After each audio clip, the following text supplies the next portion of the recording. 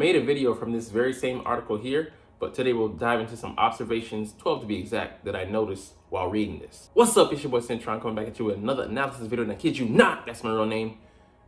Kellen can help the Eagles improve against the blitz. Let's dive into the observations that I made.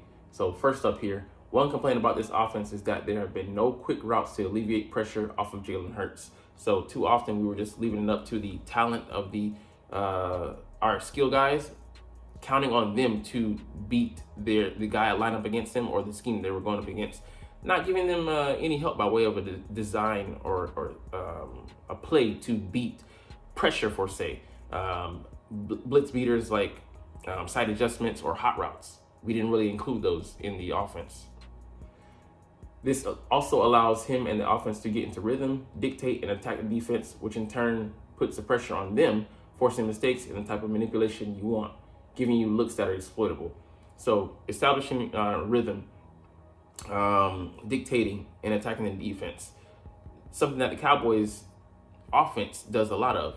In fact, there was a report coming out of the locker room, reported by Derek Gunn, that the Eagles receivers were looking at Dallas offense and saying, hey, their quarterback gets the ball out of their hands like that. And the receivers get into their routes so quickly. They're able to put pressure on the defense. Something that we're talking about right here. And why can't we do that? Why aren't we doing that? It just underscored the ineptitude of our offense last season, how bland and mundane we were in our approach and thought process, and dictating, to the defense. You got them on their heels. You got them on their laurels. You're attacking them. You're putting pressure on them to stop you, to come up with a way to do so. That really forces them to show their hand in their approach and how they're going to try and attack you. And of course, they're not going to be perfect, so it's going to force them into mistakes. And that's manipulation that you want right there. It makes your job easier. Them, showing their hand, and we too often didn't make teams think too hard, or they could just sit back and confuse us because we played right into their hands. So the hot built in or bandit built in, we'll talk about those. So hot routes, they take advantage of, when teams are blitzing, targeting basically, the area field that they're going to be vacating, and site adjustments. So bandit here, we'll talk about this briefly, but a bandit is a side adjustment telling the receiver to adjust their route and get open quickly if an extra blitzer comes from that side. And A.J. Brown, Devonta Smith, Dallas Goedert, chief among them, because he's a key chess piece that we can use to attack, especially the middle of the field when those two receivers are occupying the outside areas of the field. It would behoove us not to let them make those side adjustments. They're smart players, they can do it. We just didn't have the trust because Nick Sirianni wanted to maintain a certain amount of control and, hey, you're doing this because I said do this. And it just really limits us as an offense, the ways we can attack the defense. If they know that you're not going to do these certain things, that makes their job easier in approaching you and in planning for you, game planning. So we defeated ourselves in making the game plan simplistic for them, doing their jobs essentially for them. The other thing you can do is design plays that give you an insight into what the defense might be doing by using shifts in motion. Again, limiting the game plan. We didn't cause any consternation for them by causing mass confusion over the course of the season. We did it minutely. We were aiming to cause confusion just with our motion and shifts that we did use. And it's funny, it was highly effective because we caused panic and it caused disruption of communication and mistakes and such in the secondary, at the second level of the defense. And that was with us doing it without really even a build up off of it. We were just doing it as a level one type deal. We didn't have any depth baked into it. Think about purposeful execution of those type of ideas and planning into an actual design, playing into later stretches of the game. We're using that. We did that with other concepts, but not with this. There's so many possibilities. It diversifies the attack, I want to say at the very least by 30 to 40%. That increase could give us such an edge, make use of our players in a different way, and stress the defense out, especially horizontally. But definitely, like I said, in the communication, you want to attack them, disrupt that, make them betray themselves. It was crazy that Nick Sirianni would sit up there so many times like, it's something we don't do. Like, it's something that we want to improve upon, but that's not our primary focus. You don't think that could have helped us last season? and you were eschewing that for a more basic approach, building on the foundational principles that you thought we could get better in, while ignoring this whole area right here. Ridiculous. The Eagles have struggled with their running backs and pass protection the past couple of seasons, and this is an area they need to address. So this is for me, something that could point to Swift not being back, or if he is being brought back, being relegated to a role. I'm not gonna say it's a end all be all. This isn't the holy messiah of reports here, but it's just some insight. Because Kellen Moore, think about it, when he had Zeke can pass pro. I didn't look at Tony Pollard, but I believe he probably was at least adequate in that area. But Swift is, we know that it's an area of weakness for him. He's below average in that area, and it's not something that he can improve upon. We might not see him back because, like I said, Kellen Moore stresses on his backs being able to pass pro.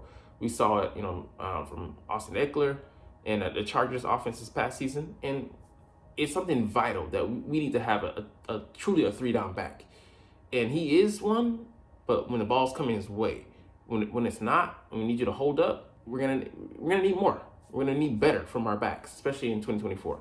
The key is giving the quarterback just enough time, which means no free rushers. So this is also something that kind of an insight potentially.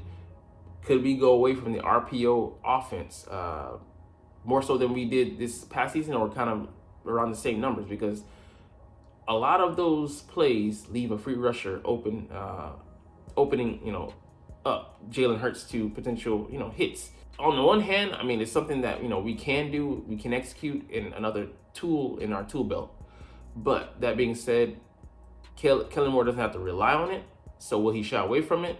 Lean into it sometimes, sparingly. I think, sparingly would be best, because he already has his offense that kind of operates without the need for it, necessitates need, for it. So we could see it minimized, not because he doesn't like it, because we can function without it. All right, next up here, I love this play design by Kellen Moore. You look at something we didn't too often do, synchronize our play designs, and like the game plan was just really slap shot, just calling the shot play here and then doing this here that worked well, and then moving away from that to do something completely different that didn't work. It was just random. I'm like, what the hell are you doing throughout this game plan? What are you trying to do here? What are you trying to accomplish? And it just wasn't really clear. So you look here, they're attacking 3 levels of the defense at the same time. So they're going the deep part, hitting the intermediate, but hitting it not just at one place. I love that it's multiple, hitting it at multiple places, so you can't just key in on one area. They're actually legitimate routes. You're gonna have to actually pay attention to to these players. They're potential threats there. The quarterback can read the play.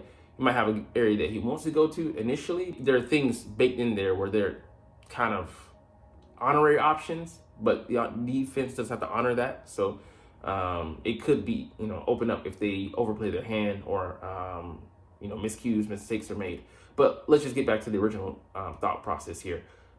The short area. So we got short, intermediate, and the deeper part of the field, and they're playing off of each other.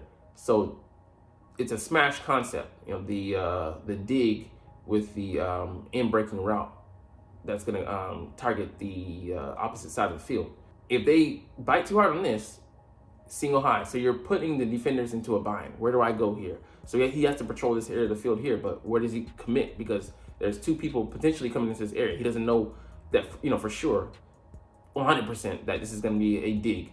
And then, if they, somehow play that, and then this guy gets too deep here, you can target the short area of the field. So having something that attacks all areas, giving the quarterback an easy read. Maybe he wants to, go to this area of the field. And I think he did end up targeting a dig with Witten there, Dak Prescott.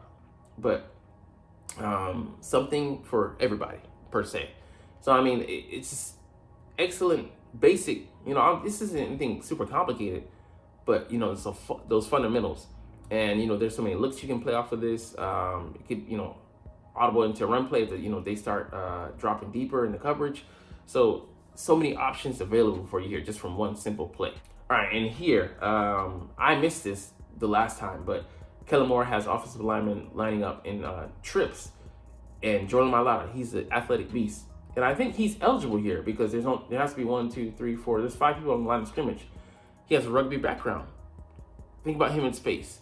And of course, it's not something that you want to do too often, but it could be a trick play where it looks the same. We've run it before, and he's actually going to be the target, the primary here.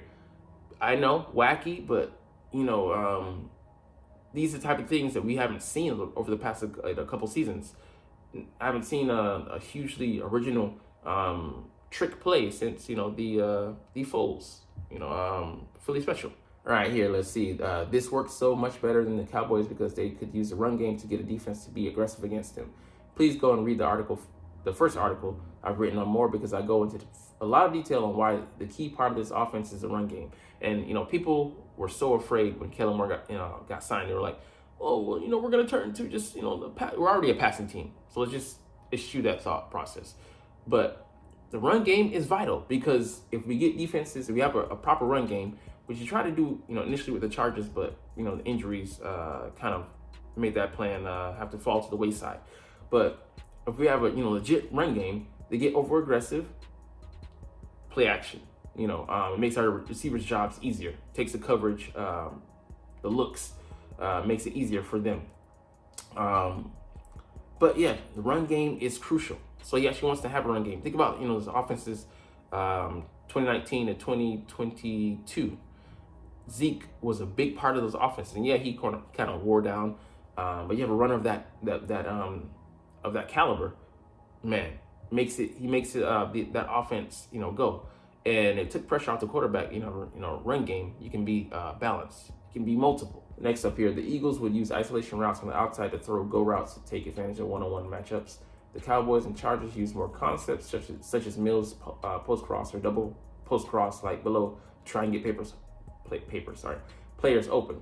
So it just highlighting here that it's scheme that you use instead of they're just relying on the abilities of the players. So that's so important because we would so often just go highlight AJ or highlight Devonta, but count on them to beat the coverage solely on their ability alone. This just makes the job of the receivers easier. So we're scheming them open. You're trying to get the players open. Players like Devonta, even Dallas Goedert, and especially A.J. Brown, are going to love this offense. They're going to thrive here because it takes the pressure off of them to rely solely on their abilities and allows them easy, open looks. And, they're going to run wild and free. The thought process of Jalen Hurts not being able to hit the middle of the field was just insane. He had, I think, the 6th best percentage when he did target those areas, and it was, minimal when we did. We're in the bottom half of the league in doing so. But our offense didn't run it, so how is he going to do something that we didn't run too well? Or if we did, it was just basic. No really scheme, to get the receivers open. They were running into covered areas of the field, especially, 2 high safeties, guys switching off.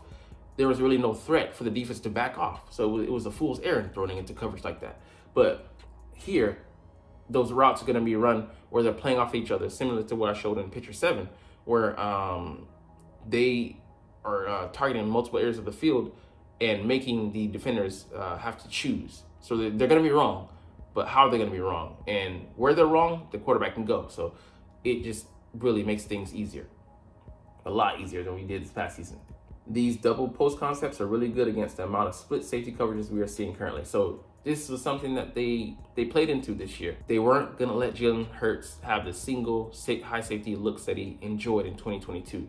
And split safeties, you have a safety here and safety there. They're patrolling their halves of the field. It could be high, low, depends on the coverage and the scheme. But he was seeing those, so we couldn't, hit those explosives that, that was the way we were getting them in 2022. But we were still trying to, to hit those same plays, and we were forcing the coverage and throwing in the coverage, forcing him to, target areas where, it's a low chance of the ball being completed, a low percentage completion.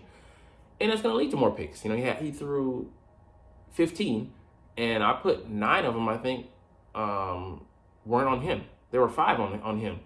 Or it might have been the opposite, but either way, he only threw 6 in 2022.